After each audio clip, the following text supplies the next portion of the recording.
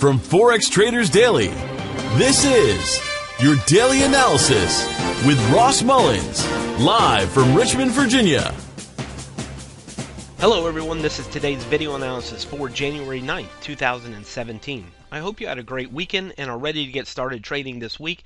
In today's video, I'm going to do a general overview of each of the U.S. currency pairs in anticipation of this week's trading, and I'm going to highlight some of the key levels that we will be looking for entry and exit opportunities.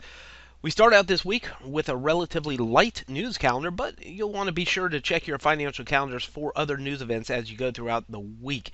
And as always, be sure to use appropriate risk strategies in all trade setups. Let's get started here with the USDCHF, US dollar, versus the Swiss franc. We're looking at the daily time frame. We go back to November of last year, 2016, and we can see that the currency pair has been in an uptrend. With the exception of a couple of days over the past couple of months, we have been primarily up here for this currency pair. Found resistance over the past several weeks into the 1.0300 level at the top of the chart, and has had a couple of pullbacks against the US dollar as it pushed back down into the 1.0095, even dipping couple of weeks ago into the 1.0050 level. There was a low liquidity spike a couple of weeks ago that pushed it all the way down there into the yellow zone, and currently sitting right around the 1.018565 level, the orange shaded area, as resistance. We go back just a little bit. Let's zoom it in a little bit. You go back just a little bit and you can see a lot of resistance, several days finding resistance into this orange shaded area here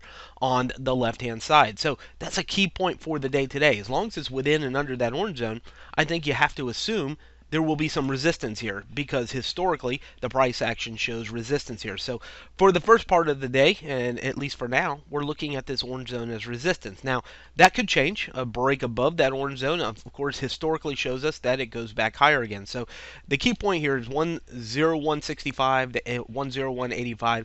We're looking at this area as resistance. A break above it goes higher. Underneath it could go back down. Just what happened back here inside the black box. Let's go ahead and take it down to the 4-hour time frame. So we see it sitting in there. Late last week, we studied the fact that we saw the orange shaded area back here on the left. The market rose into the orange zone, found resistance, and went back to the green shaded area. Here's a similar situation. We're rising into the orange zone. Of course, we've studied it already as resistance. A break above it would go higher, but below it has the potential to go back down. Something interesting I'm pointing out today is the Forex Black Book trend bar is red down here at the bottom.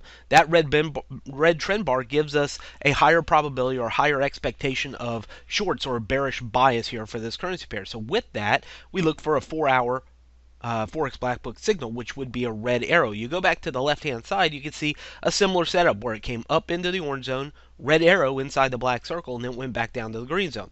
So that's kind of what we're looking for. That red arrow signifies that there's a 4-hour shift in momentum to go back down. We don't have that yet. There's no red arrow right now to tell us there's a 4-hour shift in momentum to go back down. So there's no sell opportunity until we see evidence of bearish momentum shifting to go back down. We need candlestick formation, a bearish engulfing candle. We need a shooting star candlestick or a red arrow to give us a clue that this is going to turn around and go back down. Otherwise, a continuation above that orange zone could send it back up towards the purple zone. So that's kind of what we're looking for today. Either back under the orange zone, a signal to go lower, we sell it down towards the green zone, or above the orange zone could continue the retracement or reversal back higher again towards the purple zone for the dollar franc. Moving on over to the euro dollar, just the opposite actually. We see the downtrend. We see 3 times it spiked above the black trend line and returned back lower and made a new low the first 2 times, but now we haven't seen that on the right-hand side. No new low yet on the right-hand side. Again, we had the low liquidity spike, and then the market turned back down, made a new low, and then it turned back higher late last week and pushed all the way back up towards the 1.0620 level, and now returning back lower. Some interesting things here.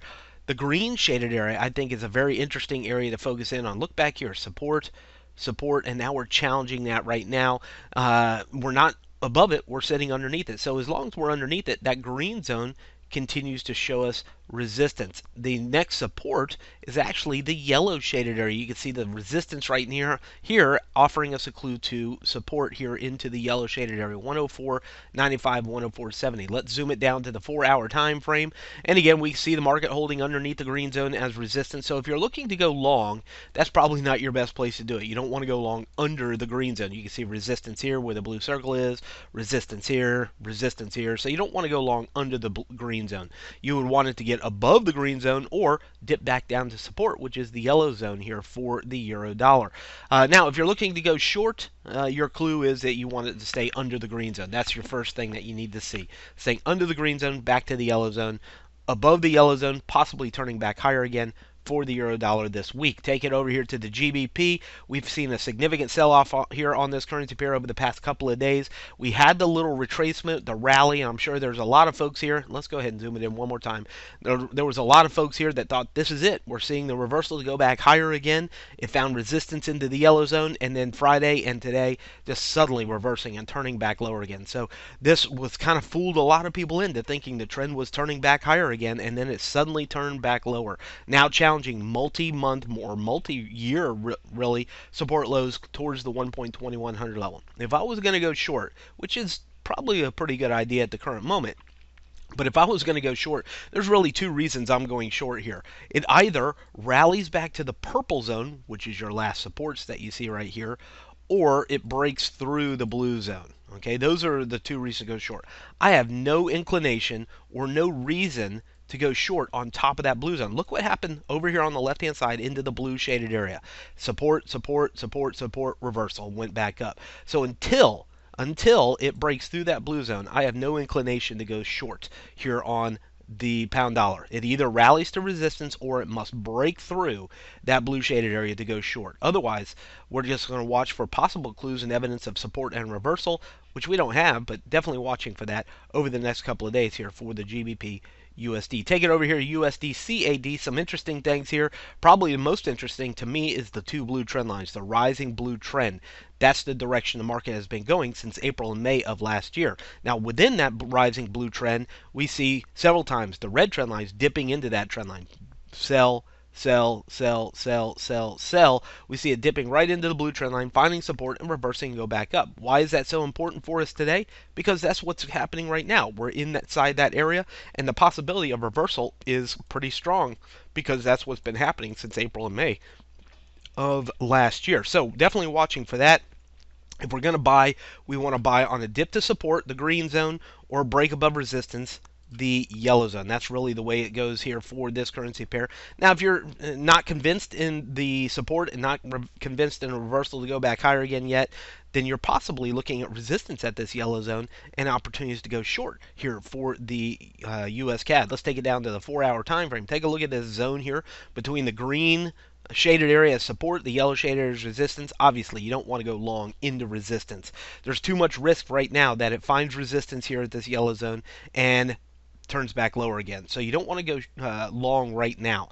But if it dips back to the green zone or above the yellow zone, possible opportunity to go long. However, if you're looking to go short, take a look at this yellow zone between 132.65 and 132.90. Watch for evidence of selling pressure. Watch for shooting star candlestick, bearish engulfing candle, those types of things to tell us that the pressure is building up to go short again, or you simply go short with your risk above the yellow shaded area. So if you're a seller, you're interested in this yellow zone as an opportunity to go short. If you're a buyer, wait for it to break that yellow zone, further evidence of reversal, and you look for it to go back up for the dollar CAD this week.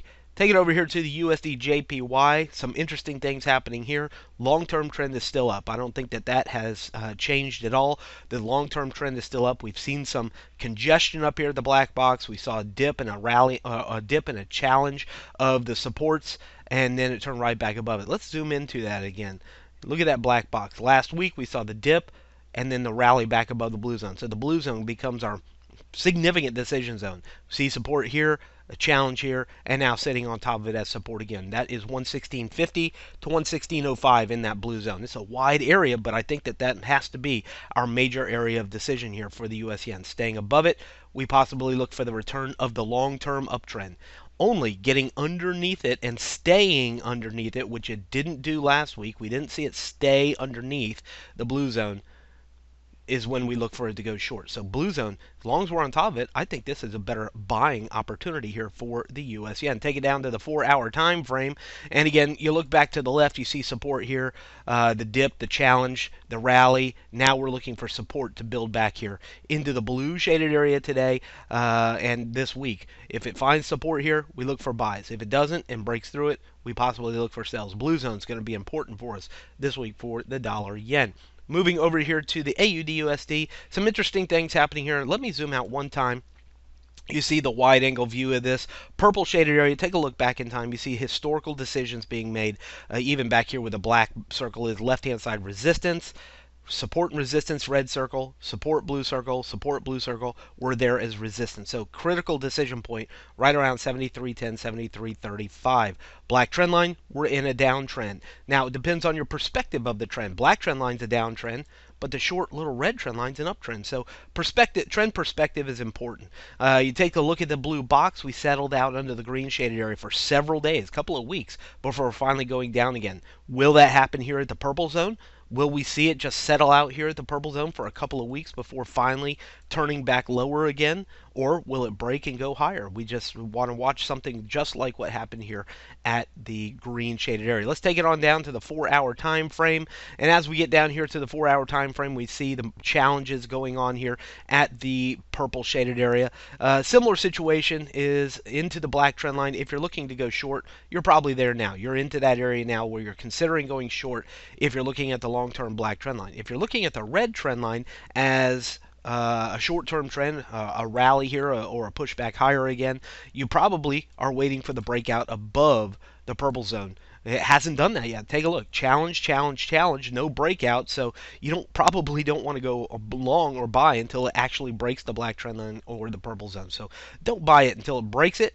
Possible opportunities to go short. I've actually taken a small short here already into the 73.25 level, looking for it to go back down towards the yellow zone or lower. My risk is pretty light above these last resistance highs. So looking for it to fall off of here and go lower, but at this point we need to see if it's going to do that or break the 73.35 level and go back up again towards the blue zone. Breakout of the purple zone is really what we're looking for today for the Australian dollar.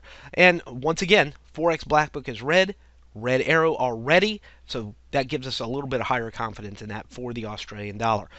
NZDUSD, we have a red trend bar, so let's start off with that. Red trend bar gives us a bearish bias. Red trend line gives us a bearish bias. We broke the blue trend line a couple of weeks ago. That gives us a bearish bias. Let's go ahead and zoom it in a couple of times. You can see the red trend line there. We've come up not quite there, but very close. You can see the yellow shaded up here in the middle of the trend where it rose up here, found resistance at the yellow zone, even the green zone all the way up here, and then eventually turning lower. I think we're in a similar situation what happened here at the black box. In fact, if I was to take another box here, let's just do that. Let me draw it out here. We'll leave it blue like this. Let me take this blue box and put it right here. And I think we're in a similar, maybe not exactly the same, but similar situation to what happened here at the black box. Here in the blue box, we're sitting here at the pink zone, the orange zone as our resistance levels. Forex Black Book's red. We're looking for it to go down in the trend. So selling rallies to resistance. We could be looking at the pink zone, or we could be looking at the orange zone, becoming opportunities to go short in the direction of the long-term downtrend and targeting at minimum down to the green shaded area. Something else interesting is last Friday's candle, this red candle. You might interpret that as a bearish engulfing candle. If so, again, that gives us a stronger bearish bias than a bullish bias here as well. Take it on down to the 4-hour time frame. You can see us sitting today just underneath the pink zone. You see resistance here, resistance here. We know that there's a high probability of resistance into this pink zone. So for the day today, I think as long as it sits within and under the pink zone, we look for shorts back down to the green shaded area. If anything, I don't think this is a good opportunity to go long. Really, the only reason to go long is if it gets back above 69.95, the pink shaded area. Then maybe you're back to the orange zone or the purple zone. But right now, pink zone is resistance. I don't think there's any reason to go long right now. Only really technically reasons to go short. We have a pretty recent red arrow, but I would love to see another red arrow pop up, giving us another evidence of bearish momentum shifting for the New Zealand dollar this week. From Forex Traders Daily, this has been your daily analysis with Ross Mullins. If you would like to get Ross's analysis on all the currency pairs he's watching and all the trades he takes today, join him in his live trade room by clicking on the link below. Please leave any comments you have about today's video in the comments section below.